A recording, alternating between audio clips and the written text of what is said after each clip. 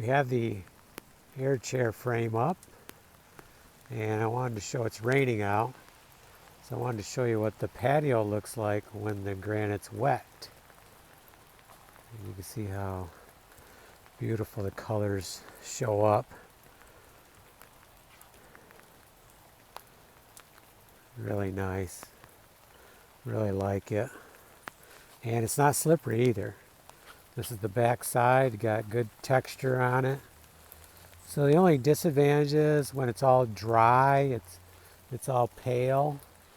But you know, the good thing is it's not slippery, and when it's wet, it's beautiful. So I guess that's a trade-off.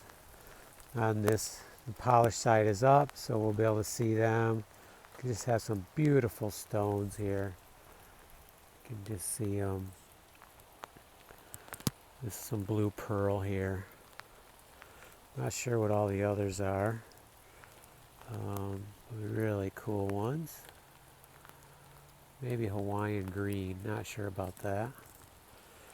Might be some Bordeaux's in here. Oh, this one looks familiar.